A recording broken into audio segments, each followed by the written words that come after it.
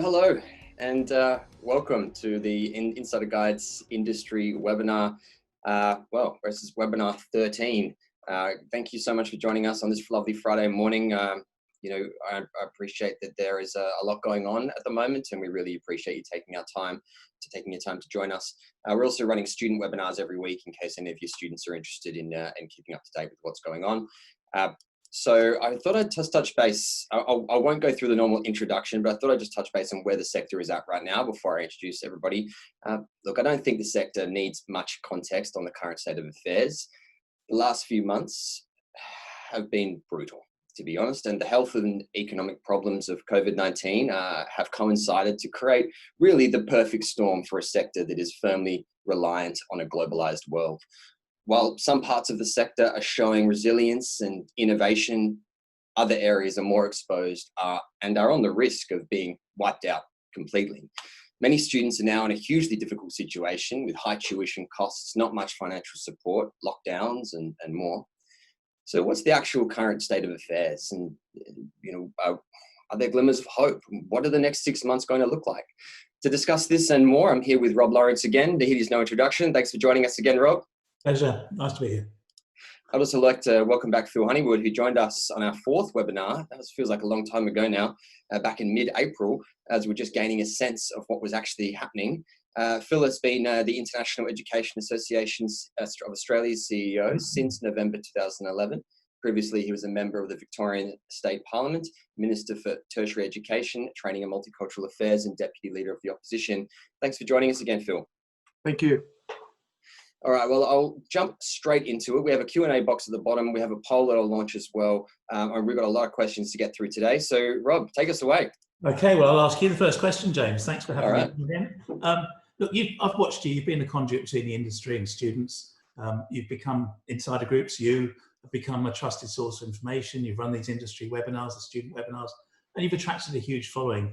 And what you have done, I credit to you, is you've reassured students and created a general sense of optimism.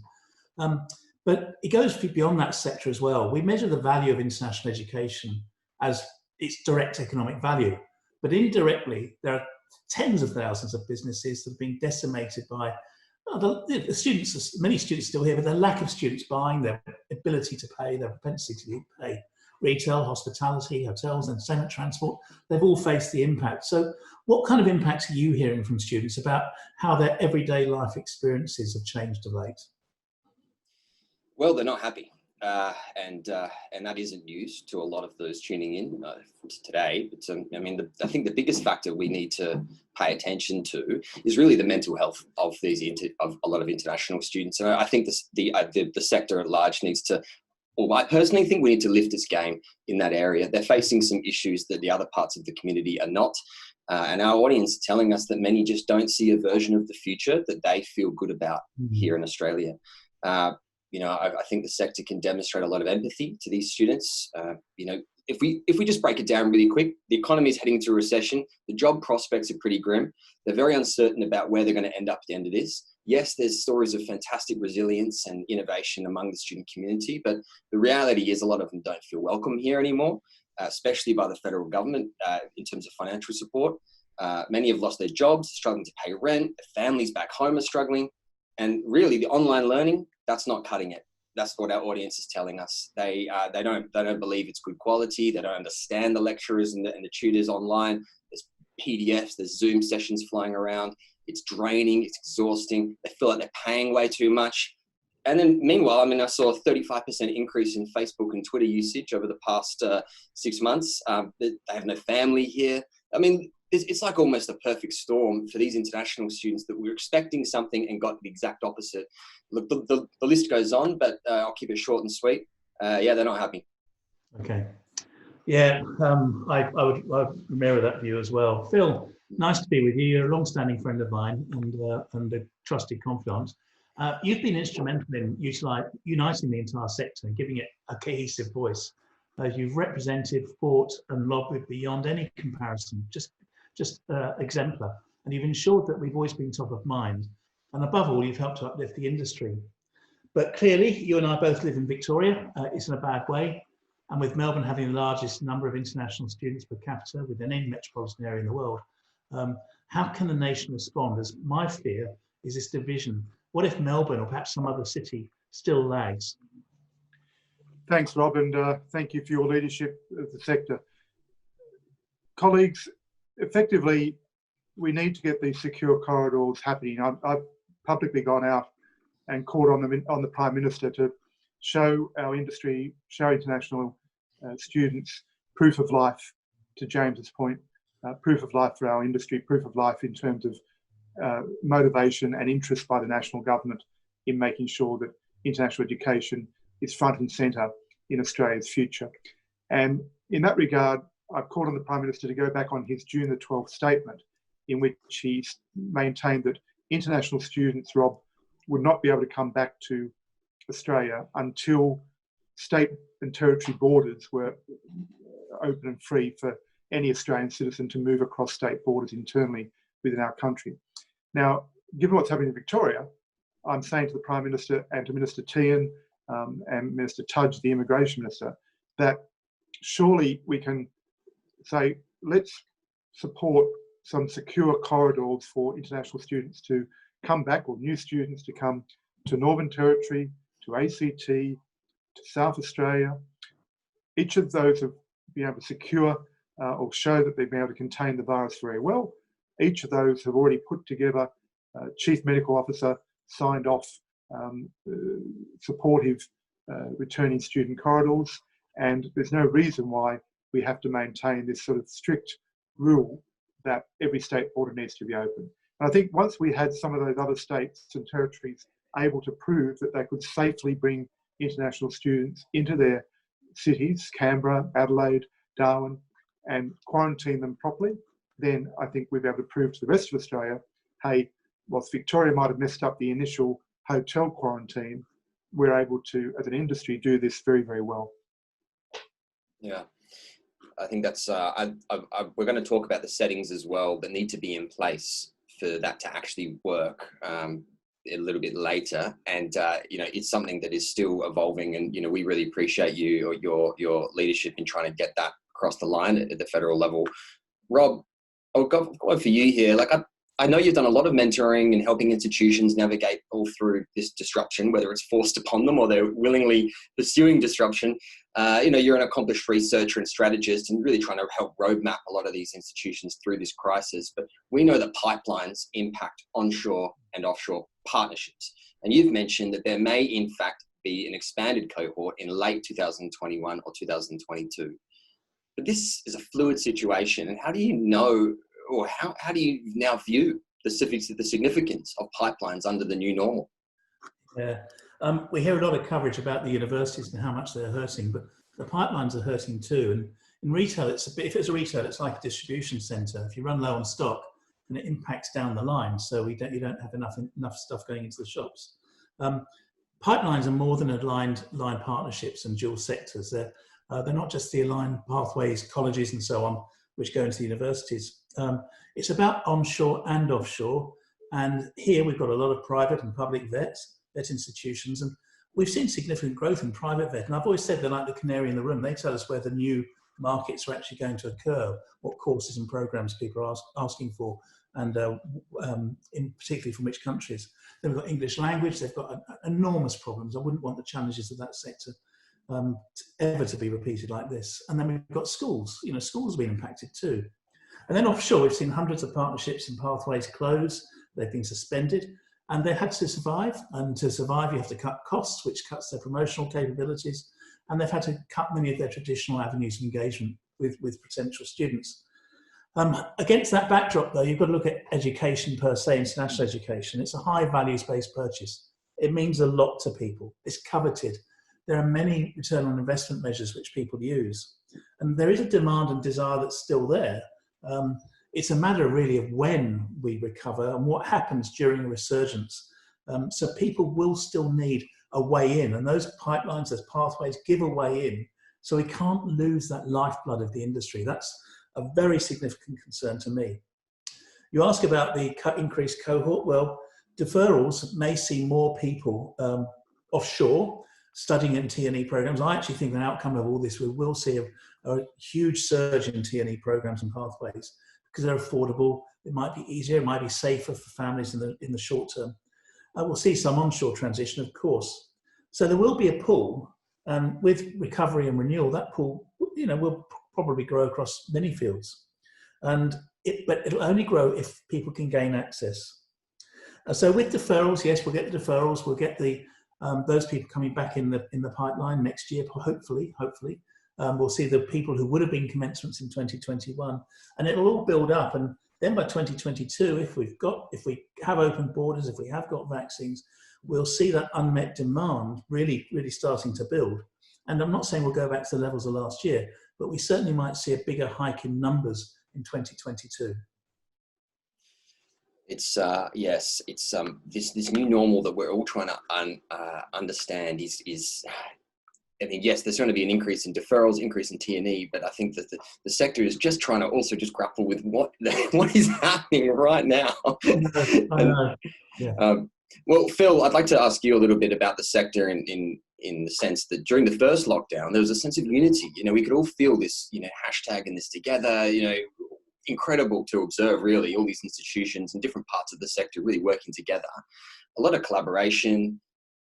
Even what we were trying to do with these webinars, but I'm sensing a little bit now that the honeymoon period is over and there's a little bit more fragmentation appearing and a few things are being tested in the sector. Is that what you're feeling? I think, James, it's really a reflection of a bit of the breakdown of the national cabinet, overarching political governance, where you've now got different premiers taking sort of critical lines of attack against one another, unfortunately. And I guess what we're finding is that as one state lets everybody else down, and that's the feeling that I get from interstate colleagues, as Victoria has failed to contain the virus effectively, then there's a fair bit of animosity, not directed at other institutions such as Victorian institutions, but I think just directed at the fact that one state has really kind of compromised the situation for our industry as a whole. However, we've got some wonderful collaborative mechanisms. As Rob's very much aware, we've got the Australian Universities International Directors Forum, and I was speaking to them earlier this week. And you've got 39 public universities directors who all come together regularly to share ideas, share concerns. So I'm quite confident that through the peak bodies and through the mechanisms that are available to us, collaboration is still very, very strong. Whilst every now and then we might get a brief sort of tit for tat, so to speak, or an argument about different nuances. I think also in the absence of one national hardship fund, which I called for, and IEA was very much strongly calling for from the very start of the pandemic, where we've got different states, different city governments, education providers, all trying to come forward with their own hardship fund versions, and some states offering accommodation subsidies, other states offering cash handouts, and so on. The fact there's been no uniform hardship arrangement, I think, has kind of encouraged some of that interstate rivalry or interstate sort of one-upmanship, if you like, one of the better word. And however, when I talk to the study destination people, Shannon Willoughby in Queensland, Peter Mackey in New South Wales, Fiona Lettos in Victoria, and others, Karen Kent, what I find is that at their level, they're still collaborating as well very strongly and having regular meetings at state and territory level as well. So I think, yes, the media will play up where there is perception of, I guess, one-upmanship, for want of a better word. I guess Victoria has kind of let the side down, but that's not really been seen in terms of angst against Victorian providers. Yeah, it's.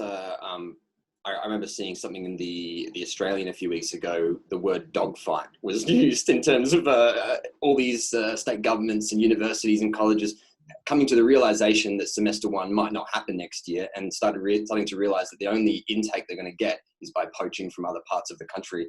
It's a little bit frightening, a bit of a race to the bottom in that respect. But Rob, how do you think, well, if we look at selection priorities now, how do you think that will change, and how will this impact the courses which future students undertake?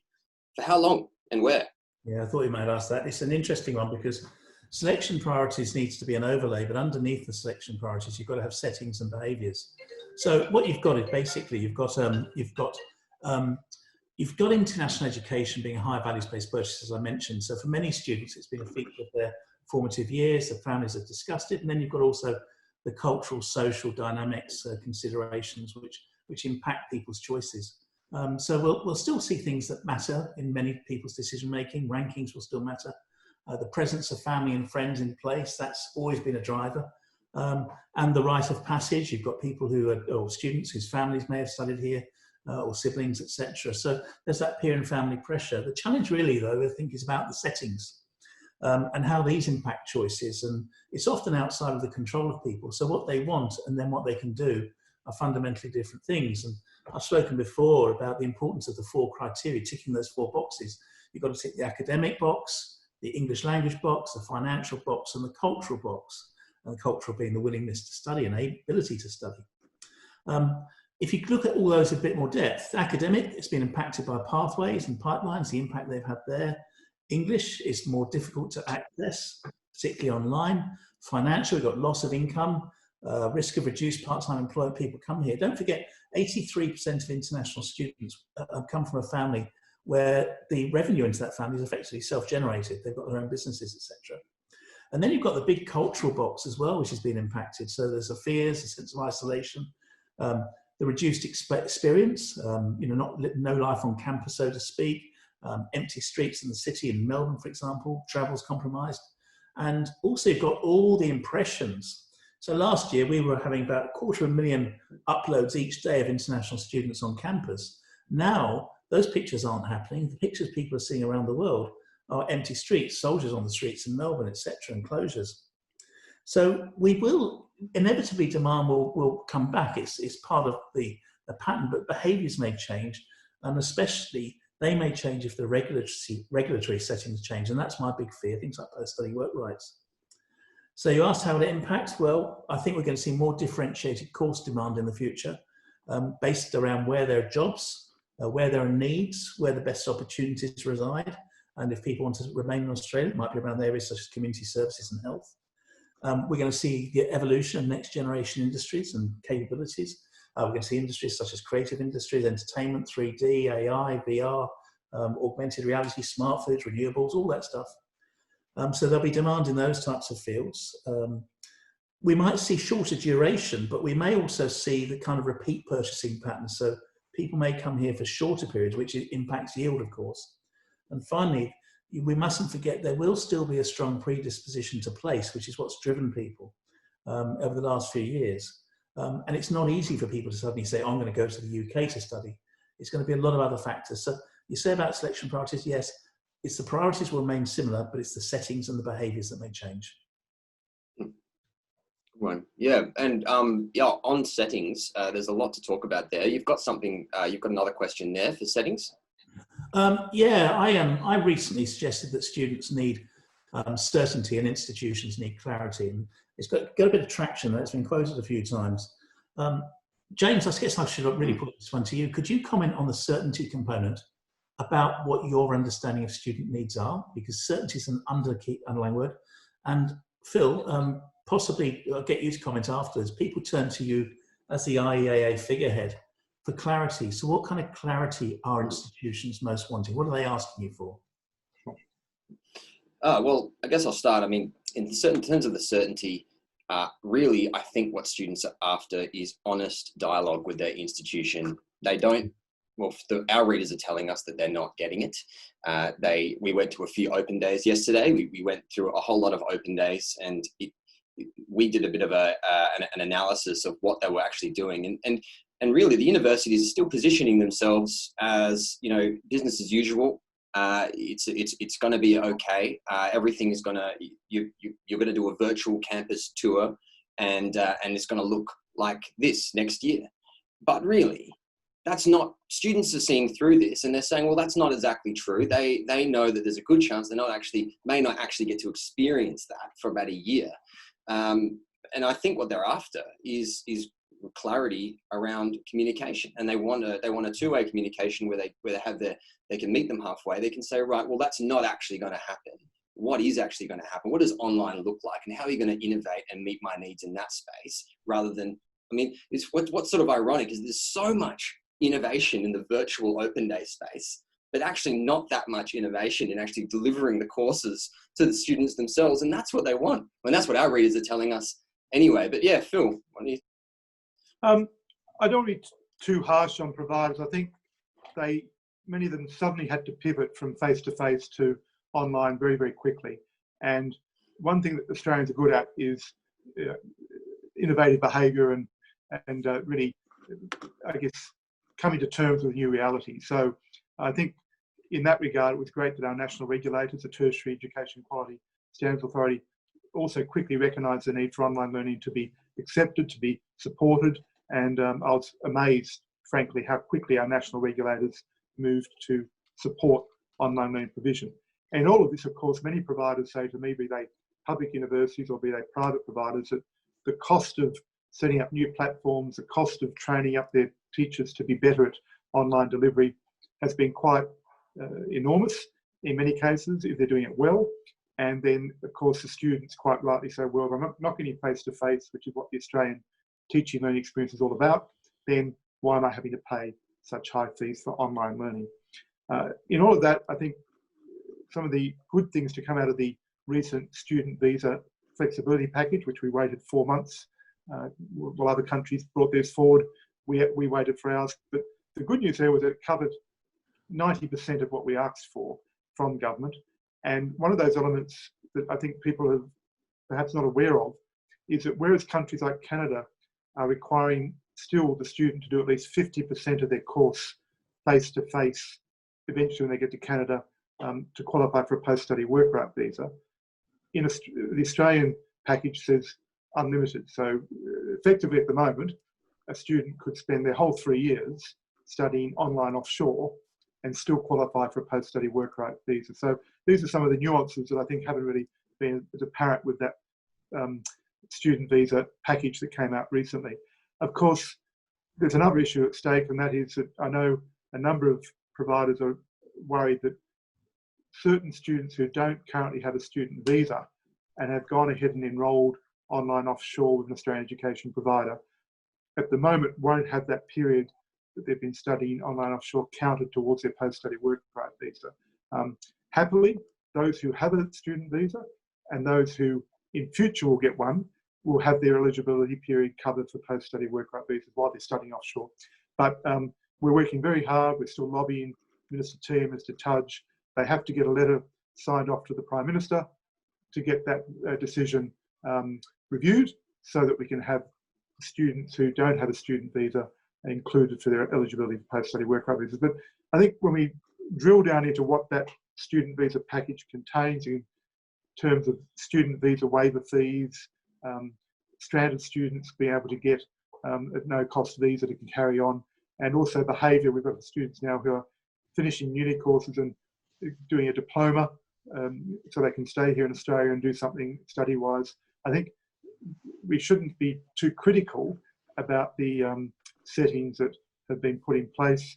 Time will tell, of course, James and Rob, how that pans out in terms of regulatory behaviour, whether our national regulator says, well, look, we're not seeing the quality outcomes from student pass rates and so on that we would have liked from the online learning. But at the end of the day, we all know that particularly students from Indo-Pacific and Asian region, they come to Australia for face-to-face teaching and learning, for critical thinking, creative learning, and project-based teamwork, which is what Rob has identified over many years, what global corporations want more than anything. They want to be able to employ young people who are resilient, who have got global citizenship attributes, and they're going to get that from their perception, quite rightly, I think, from face-to-face teaching more so than from online learning.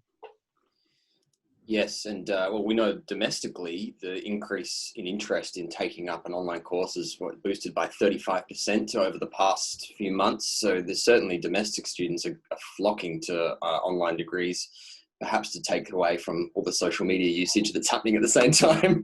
But Rob, I mean, once the borders do reopen, do you see a resumption to an albeit sort of reduced cohort that will look very different across all levels of education?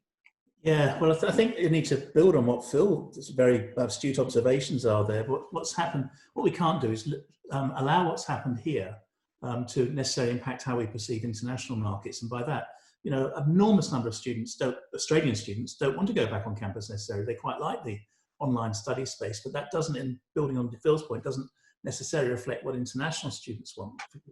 Often for them, the qualification's the ticket, the degree's the ticket. So it's a point of accomplishment, it's proof of achievement.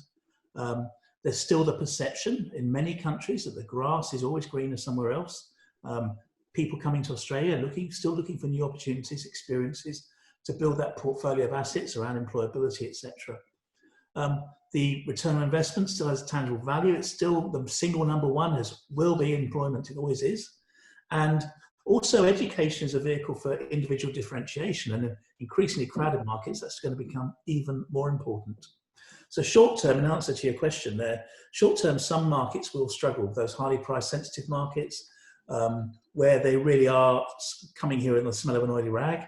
The student mobility markets, the edu-tourism, which is almost a luxury for many students. So affordability will impact choices, and it will probably narrow the band of options which are available to students. They might have to look in more of a linear category rather than a broad category of options. So the impact will be short term, but it will also impact appetite and capacity. So we won't have a different composition. We'll still attract those high demand markets. Families will still have consumer power. They'll still want choices if they can afford them. What will change, I think, in the short term, I'm going to get back to this word behaviour, because behaviour is really underscoring a lot of what I'm having to advise people on, is shorter duration options, more T&E, more partnerships may happen. How they go through a T&E partnership may change. We have to be really innovative in that space to ensure we retain the Australian nomenclature. What they buy, they will want individual differentiation, because our opportunities will narrow. And we will see, I think, a rapid evolution of next generation industries. We're almost going to skip a generation. So and we've already seen at the beginning of 2020, if you go back to the numbers, we saw massive growth in fields such as information systems, human welfare services, community services. So some will take the traditional pathway, but others may make more informed choices, which will also impact where those markets come from and the size. So the same faces, but the behaviours may change.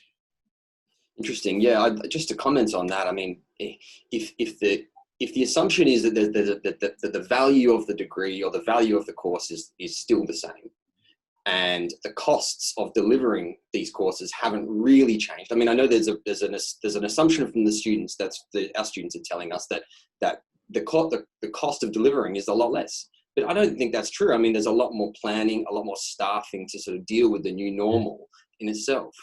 But from the student's perspective, the experience isn't there. So that they're looking at sort of everything from micro-credentialing and things like that to sort of get around and sort of hack the system. They're trying to work out they're looking at the new normal. They're going, well, this isn't business as usual. Something has to change.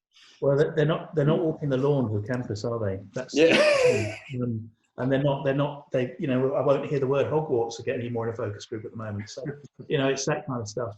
Look, James, you're a content specialist, and your student reach is enormous. I heard that you had over 2,000 registrations for a student webinar earlier this week.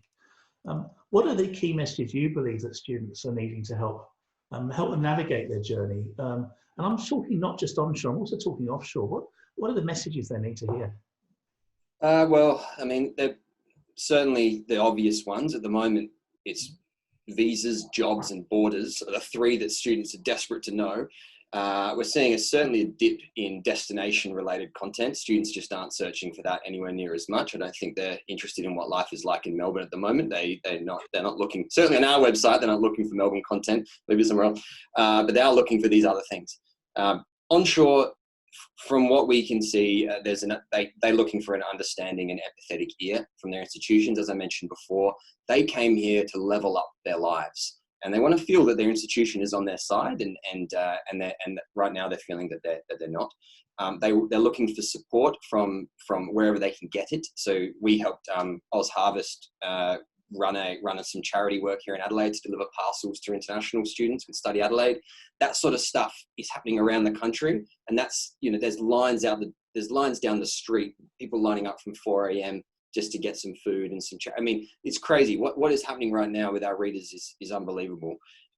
they're looking for creative ways to engage with other students. And that really comes from a desire to improve their mental health, improve their networking, and really, they're talking about onshore students here specifically. They're interested in doing what they came here to do, which is have an experience. We did a Council of International Students conference online a few weeks ago, and the highest rated session by far was a social session where students from, and a lot of the attendees were from just around Australia.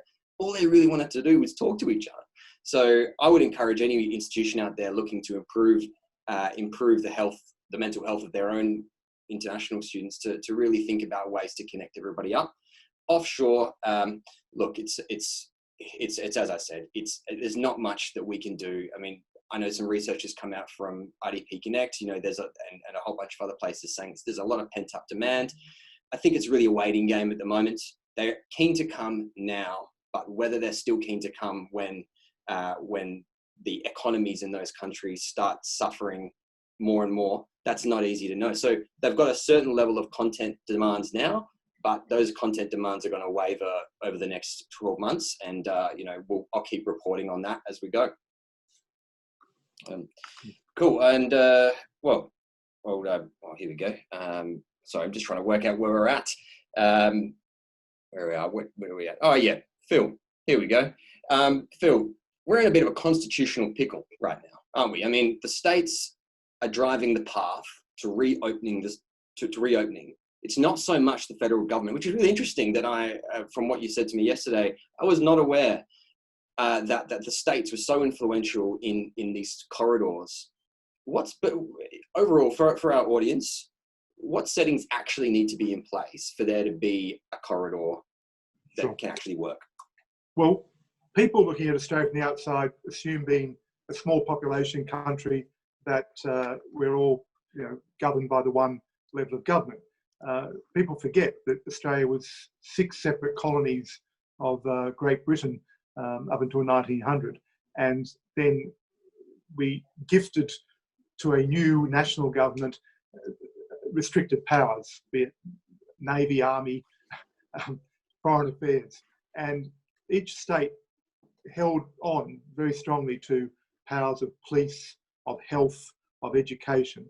And so under our national constitution, that therefore means that, quite rightly, each state government run their own police force, they run their own hospital system.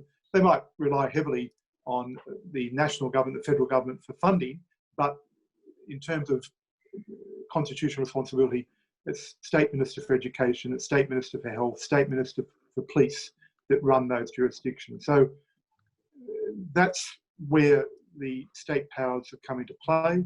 What the Prime Minister has quite cleverly done is, for the first time ever, I think since World War II, what he's done is he's tried to ensure that there's a mechanism through a national cabinet, like a war cabinet, that meets regularly, of all the state premiers, the 2 chief ministers of the 2 territories, and himself, to try and get some cohesiveness out of the whole fragmented picture. Canada's in a similar situation. They have 10 different provinces. Some of those provinces are doing better things than others, from what I hear with international education. Some of them have got more COVID problems than others in Canada. So I guess, in answer to your question there, James, we've got the chief medical officers in each state. And for those of us that live in different capital cities, we see a different chief medical officer every night on our TV news telling us what our behaviour's like. So, yeah, the federal system really dictates what happens. And I can tell you now that, the chief medical officers in South Australia, in Northern Territory and ACT were ready, willing and able to sign off on secure corridor proposals to bring students from overseas into Canberra, into Adelaide, into Darwin, and that was supported by their premiers and chief ministers. And really all it is for the Prime Minister to do is to say, well, Australian Border Force, who control the national borders, will agree that these can be done safely. So it's really a state government responsibility. Unfortunately, we've got state elections happening in Queensland at the end of next month.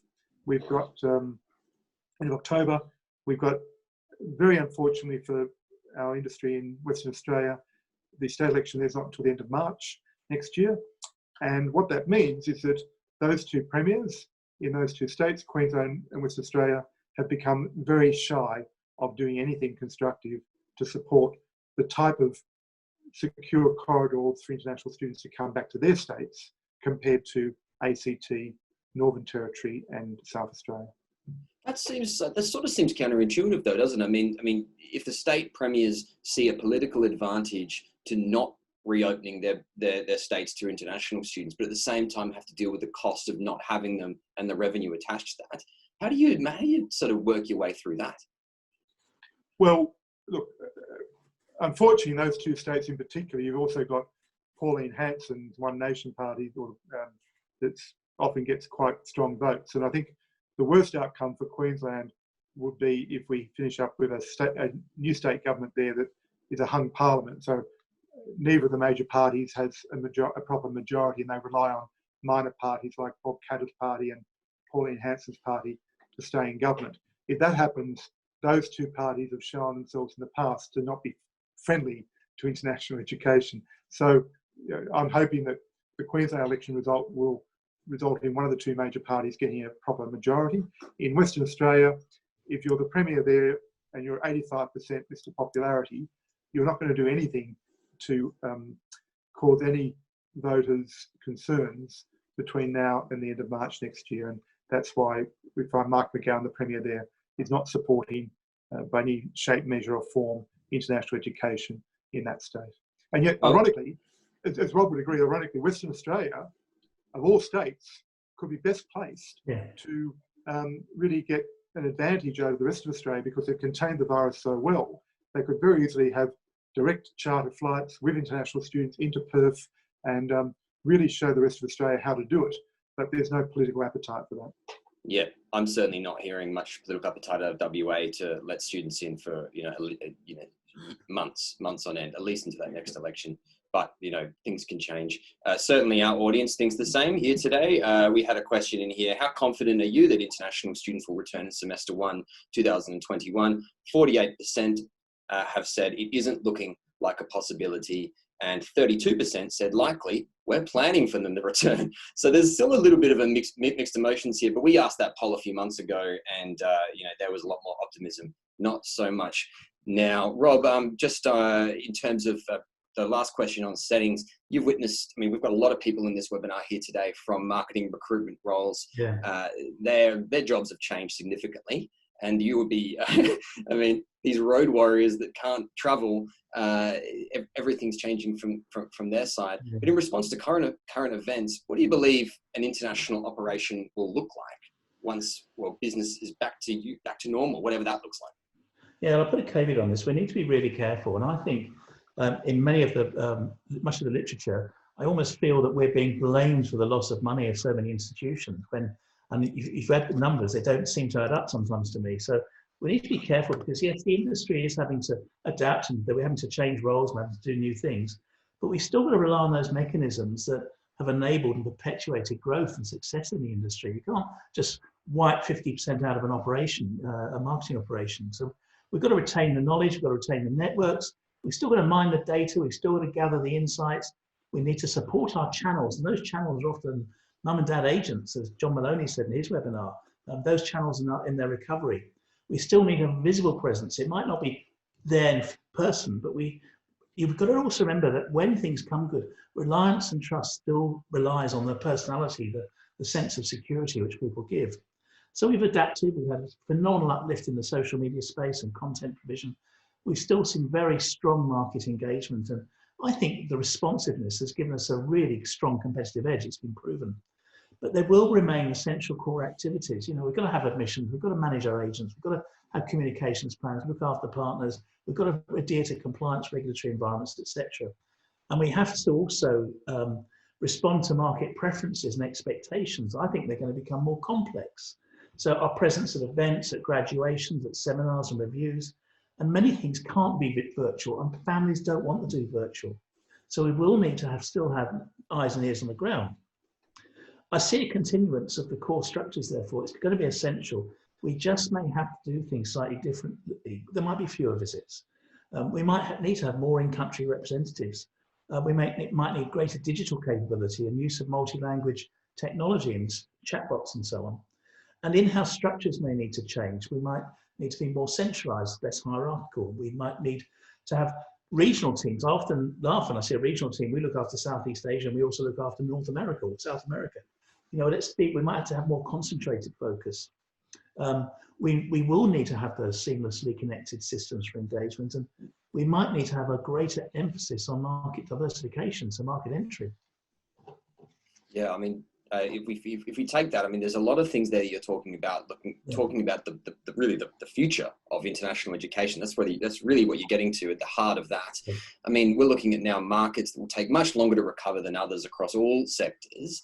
What extent do you think will, you know, potentially open up new opportunities or even close doors to some?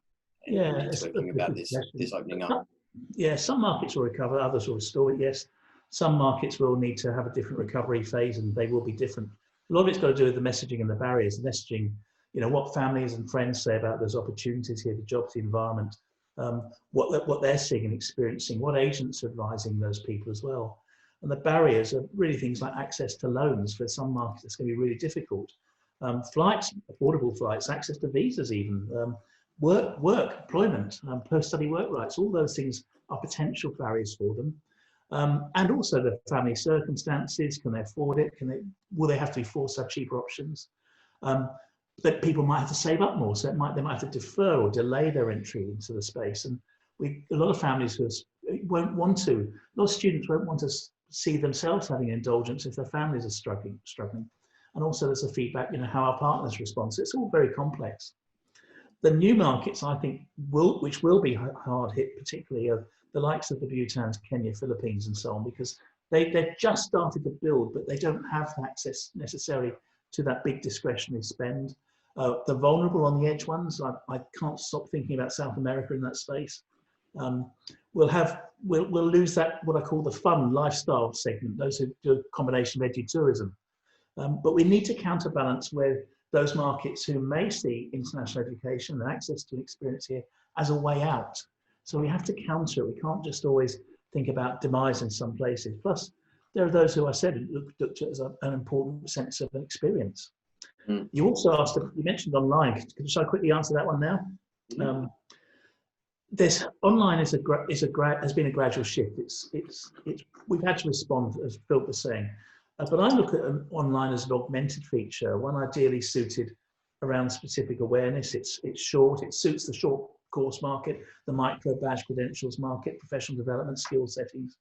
And people can still accrue through those settings. So, you know, build towards articulation into other courses. It can also feature as part of pedagogy. And I think the preparation, the language, the blended will get better. But you also have to look at it drives and individual circumstances. As you mentioned, and Phil mentioned, and I've mentioned, international education is about the experience, about access to people, places, the photographs, the opportunities, the downloads, the human dynamic. And it's about also independence and freedom and anticipation, excitement. And online is an ideal short-term solution, but circumstances can be inhibitive. And often, you know, people can't study in a noisy, crowded apartment for an online degree very easily. So I look at online as an option and enhancement, but not necessarily as an alternative. Interesting. Phil, I'd like to get your thoughts on diversity. Is the catalyst for change needed to make this happen? I mean, we're talking about the new normal. No one really knows what that looks like. I think Rob's touched on it, but we're still trying to work it out. Really, we're trying to sort of move into this new area. Do we have to look at our reliance on a handful of markets, or do we have to look at a broader market reach? Thanks for the question, James, and I really support everything Rob said there. I guess one of the areas we haven't really focused on is the school sector, and I've just received a letter from a combined group of Australian school principals who have asked me to really try and go into strong lobby mode for the school sector. I mention that because Australia, as Rob would definitely agree, we've been too reliant on having students come into Australia to study. And I think the UK, by contrast, because Theresa May was such an anti-international student politician as Home Secretary, then as Prime Minister, UK universities and education providers had no choice really but to go out of the UK and establish campuses right across Indo-Pacific. And so what we're finding from the data now is that UK, Canada, USA school curriculum for university entry for year 11, year 12 in particular, international high schools have become just so predominant, particularly in China. And we don't have one Australian certificate of education. We've got New South Wales saying, no, they won't allow their year 12 high school certificate to be taught, curriculum to be taught offshore. We've got Victoria leading the way there and one or two other states. But the figures that I look at, with over 700 international high schools in mainland China now, and Australia only having around 50 of those schools teaching Victorian or South Australian or Tasmanian curriculum for university entry. Now, the students that are doing the, for example, at Hailbury, the principal of Hailbury Schools on my AA board, Derek Scott, what he's saying to me is the figures are very strong that show that students in China, for example, who do the Victorian Certificate of Education are far more likely to come to Monash Uni, to Deakin Uni, to others, than students, obviously, who do the Canadian certificate. They're not going to come to Australia necessarily, to Rob's point about pipeline. So I think we really have to focus more on some of the transnational education, but really identify the school sector. Don't forget that while the Kiwis in New Zealand have got 20% of their 140,000 usual international students studying in their high school sector, in Australia, we've got only 3%. So there's an enormous catch-up to do there. And if we do it well, then of course we're going to get young people who are going to be much more culturally embedded with Australian students before they start their post-secondary education. The other figure I'll just mention is that because Canada has started to restrict entry of international students, Hailbury have got a new Vietnam campus, and they've just picked up 50 Vietnamese students who are going to go to Canada for high school, who have now enrolled in the Hailbury Vietnam campus because of the Canadian entry problem. So that's a concrete example of where Australia could do so much better to shore up some new pipelines, to support a sector that we really haven't focused on a great deal in the past. And if we do school education well, then that will be a flow on for post-secondary. Interesting. Yes, absolutely. And for those of you who don't know, we actually interviewed Derek Scott from Hailbury on the webinar a few weeks ago, and that's recorded on our website. So, and he has a very interesting insight into how to adapt to the new normal, and I really encourage you all to go and check that one out. We might put a link in there as well. Rob, you got a question? Yeah, I just want to add one little comment on what Phil said there. It's been a wake-up call. You said catalysts have changed. It's been a wake-up call, and I've had a couple of conversations with some senior leaders recently, and I said maybe what we should be doing is investing a very small proportion, but 3%, 2% of what we earn from international education into contingency to support it if we have another dire problem like this. This is, after all, our fourth in 20 years. Yeah, I want to ask you something, James. It's you've been running student webinars on a range of topics, including, quite rightly, I think very importantly, employability and internships. These are going to be much harder to access in the future. Of course, there is the startup space, but that's an option which only some will consider, but far from all. From your perspective, how are international students changing their expectations of their study to get them a job? And what will the jobs look like, do you think, in the new normal from what they're saying to you? Yeah, well, I think they're being forced to change their expectations because of the situation is changing. They were already up against it to compete with locals in Australia when they finish their course to get some kind of work experience. When the economy opens up again, hopefully it opens up to some sort of normality, they're going to have an added pressure of competing with a highly skilled, unemployed workforce full of Australians who are looking for the same job. So in a way, that's it's a cause for concern. In another way, they're also still training, so they have an opportunity to pivot what they're training and reposition their skills for the new normal. Look, to answer your question, though, I think there's a lot of these students that have a lot of determination and grit. They are, and I think that's the skill you're going to need in the new normal. You're going to have to understand that what works today will not work in a year, and the faster that an institution can meet the students' expectations at that point, to be real with them and say, look, what you're learning, whether it's tourism or some sort of degree that might not be relevant for the next little while, go meet them and help them reskill, help them suit the new normal. And I think if they do that well, then they'll have a better experience at the end of it. Cool. It's my turn for a question. It's a bit weird. Look, I'll ask this one to you, Rob, first. We've already seen huge evidence of institutions having to change their delivery models.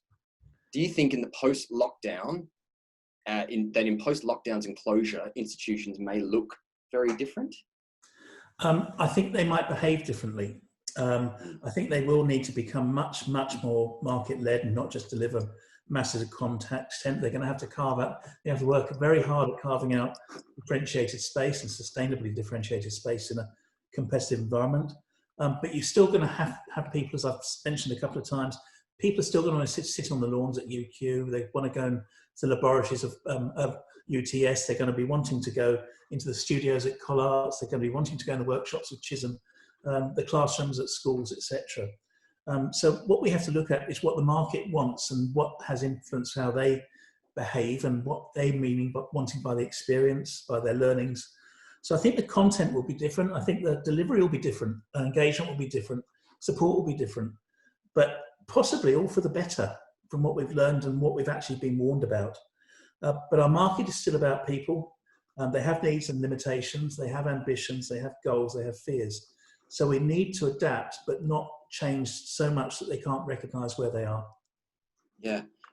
Thank you so much. We've just actually answered, we've just finished the poll. If you can, feel free to have a look there. It's very interesting. I mean, a lot of the people here today are from higher education, and based on that, they do feel it's somewhat likely that regulatory changes will come in the near future, and 48% think that it isn't looking like a possibility that there will be a semester one.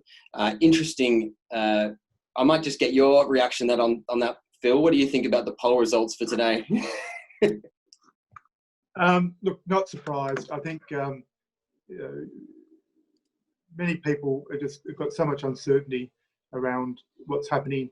Of course, many people, to Rob's point before, could be put in redundancy situations if the situation doesn't look better. And I know my association is now looking at how we can support people who might be between jobs in our sector to maintain the skills that we need for the sector going forward. So we're looking at some of the modules that we have in our professional learning framework being made available at no cost to institution members, staff who lose their jobs and want to be able to maintain their skills or upskill, so that when we have recovery in the sector, we can really have retention and really highly skilled staff that can hit the ground running. So it's going to be a real difficult 6 to 12 months. In all of this, though, being an optimist, being a glass half full person, as Rob knows, I like a glass of red wine. Being glass half full, an optimist. Don't forget that the tourism industry in Australia is vital. We think our industry is vital, but obviously there are many small business people as well that rely on international tourists to survive. And there's no way that the politicians around the country, be they Liberal, Labor, National Party, there's no way they won't support the revival of the tourism industry. And if it's going to be good enough to have plane loads of tourists from Asia coming in for 1 week, then it's going to be very difficult for politicians to say no to a plane load of international students coming for 3 years. So I'm more optimistic at that level. I think as well, what we have to really factor in is that Australia has always relied on heavy migration, population growth to keep our economy going well, just like America did. The Statue of Liberty was built because it was about a free country, culturally diverse, bringing people in from all over the world and providing them with a safe haven. And I think Hong Kong's also an issue there we haven't discussed. But I think what we'll find is that Australian politicians will have to support a strong migration policy again, and there will have to be some migration outcomes for international students in particularly in the new skill areas that Rob's mentioned. We really need to acknowledge that many Australian citizens will not have the interest in or the technical know-how, particularly in STEM areas of study, to really be able to contribute to Australia's future in terms of workforce planning. And so migration will have to come back into Australia's policy framework for our future to have any success at all. It's going to be a strange time. Hopefully the tourists who come here for a week won't have to quarantine for 2. Phil, I just, before we finish up, I'll ask one more question, and then I'll take a couple of questions from the floor. Feel free to ask questions in our Q&A below. Phil, just hard to see some, before the lockdown, we started to see some traction in the regional space, all the policy settings around that. How do you think they'll fare, the regional universities, regional colleges, how do you think they'll fare during and after this pandemic? Well, the problem with the regional education providers is that unfortunately too many of them have relied very heavily in recent years on contracting out their degree teaching to many other colleges, Study Group, Kaplan, Serena Russo. Many of them do a really good job in delivering 3-year degree programs for those regional universities in Brisbane, Sydney, Melbourne. And what that means, of course, is that the involvement of those regional universities in fundamental relationships with international students is not as mature as what we find with the big city-based universities. And whilst I think it's very good that those regional universities have been able to enrol, so I've got an ambulance going right behind me, while it's been really good for the regional universities to have strong international student enrolments, when you actually look at the regional cities themselves, in many cases they don't have much exposure to international students if they're being taught, contracted out in the big cities. So the Minister for Education, Dan Tehan, has done a very good job, as we know, in providing incentives for regional universities to enrol more domestic and international students. And certainly we now have 3-year, 4-year post-study work right visas if you go and attend a regional university outside of the big city. So there is a policy setting incentive for international students to study in the regions.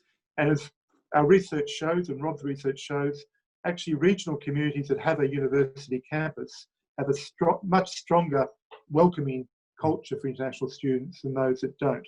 And so many of the political problems we have in regional Australia with international education really is because we're talking about regional communities that haven't got big university campuses and haven't had exposure to the benefits of international students. So I think, yes, we should keep up a policy framework that provides incentives for international students to go and study in those regions.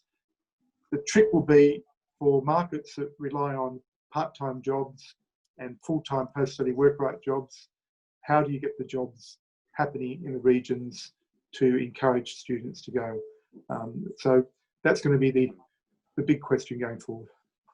Yes, well, we appreciate that. We have a question from Anonymous. I'll ask this one to you, Rob. Are agents coming up with innovative models that appeal to both students and institutes? Agents? Yes, agents. I haven't seen what I call groundbreaking stuff. I've seen probably slightly improved performance levels and so on, but I haven't seen anything that's really says it's innovation.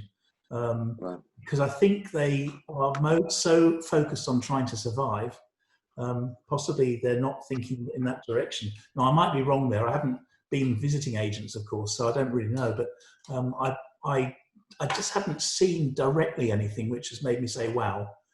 Yeah.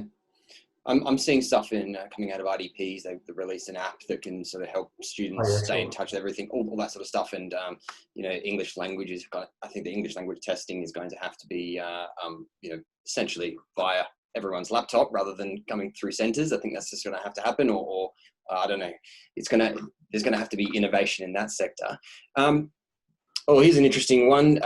Rob and Phil, is there any value in the proposed institute mergers in South Australia? Will that confuse international students? Phil, why don't you start us off? That raised its head this week. Well, I've got to be careful there because each one of the 3 universities are my gold or silver members of my Okay. But what I will say is that I don't think it would be good for the sector in any state to have just one monopoly provider. I think you've got to have some competition for robust differentiation of market, for robust differentiation of courses. And Flinders University is a very different type of university with some outstanding international leadership in the community health area, for example, compared to University of Adelaide, the Group of 8 university in your town, James, and then of course University of South Australia, which has really kicked a lot of goals in recent years. So I can see that you might finish up with 3 into 2, but I wouldn't want to see a single university state for South Australia. But Rob, what do you think? Well, after all the pain they went through before and all the trauma, I just think it's probably a case of headline writers rather than sitting down seriously. I think that if there is discussion, then there's 3, such Phil said, there are 3 very different propositions in your state. And it's very hard. I can see mergers elsewhere, but I couldn't see, I just think it's so it's just raising an old story, really. I hope that's the case. David Lloyd certainly said the other day there's no talk about it. So. Okay. Well, we've got one last question from Tom Keenan. In the last 2 years, we have seen a rise in the number of aggregation sites, master agents like Applyboard, Adventus, etc. I guess he's talking about sort of these agent websites that sort of try to do a lot of it online. Do you believe these types of companies will have a positive or negative effect on the overall landscape in the current climate? I think that's an interesting point, because agents as they are ripe for innovation. I mean, this idea that a student has to go to an agent office, you know, to go through the motions and go back to the office to go get their paperwork and bring their parents in and things like that. This is it seems like it is ripe for innovation. But Rob, on an optimistic note, let's finish with something for the future. Yeah, look, I think there are positive aspects there with what they're doing in those areas. I just question, and I think this might also be a wake-up call in other areas. I mentioned when I did my webinar number 5, I think it was with you, I said, well, maybe the next generation of agents will be the likes of HSBC and the ANZ. So they offer one-stop shop for everything. You never know. So it might be who is an agent today might not be who's an agent in 5 years' time. So they've got to be look at new ways of doing things. And of course, you've got to look at how many people are still reliant upon agents. Yes, absolutely. All right. Well, sorry, Phil, you go. I was going to say, equally, I think we're going to find far more vertical integration. IDP, of course, mentioned a few years ago they were going to go into accommodation as well as being an agent and into employability. That doesn't seem to have transpired, but we've now got some very large purpose-built student accommodation companies who've made major investments in Australia's economy, and I think they're going to be wanting to aggregate some of the services as well. So I think we'll get more vertical integration between accommodation providers, education agents, both offshore and onshore, and migration and employability outcomes. There's a great deal of business activity to happen in that space here. Yeah, I think so. So there's going to be a big wash up at the end of this whole process, or maybe not the end, maybe during, and all the different services and institutions that could all merge together. We heard one futurist say that Apple will be knocking on the doors of the big universities soon to start offering big tech supported degrees with internships connected. But we've already talked about that, Rob, in a different webinar. Feel free to go back. We've been drawing these out to offer lots of insights. We'll be doing more of these, of course, and I'm appreciative of your time. We've gone 4 minutes over, but I wanted to thank you all so much for coming today. And thank you, Phil Honeywood and Rob Lawrence. Thank you, James. Yeah, thank you, James. Thanks, Phil. Right. Great. All right. Well, we'll see you next time, and feel free to send us all any extra questions. We'll try to get to them. And look, I apologize we couldn't get to all the questions. A lot of them we tried to answer live, but we will endeavour to create new webinar content in the future. Thanks, guys, and thanks all for the lovely comments coming through to all of us. See you, everybody. Thanks. Bye.